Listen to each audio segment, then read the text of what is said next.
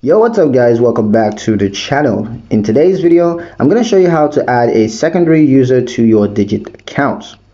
Digit does not currently support multiple users under a single account in the traditional sense, like shared logins. However, there are workarounds to manage shared financial goals with another person, such as a spouse or a partner. Let me show you how to do it. So the workaround options, you got a couple of options. The first option is to use one login across devices. So just go ahead and download the Digit app on both phones and then log in with the same email and password. Now both users can access the account using the same credential.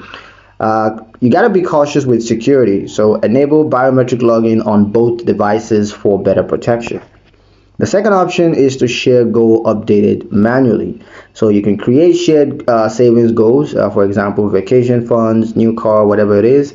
And then you can set notifications or reminders to review progress together. You can manually share updates, that screenshots or goal status. The third option is separate accounts but shared goals. Now, if each person wants to use their own Digit accounts, both set a goal for the same purpose. That is, each saving $500 for a trip or $1,000, whatever it is. So just both set a goal and then track combined progress manually in a spreadsheet, or you can use a budgeting app.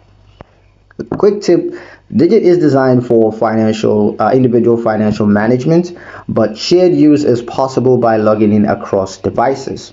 Avoid logging in from public or shared devices though, and set up biometric authentication for quick but secure access.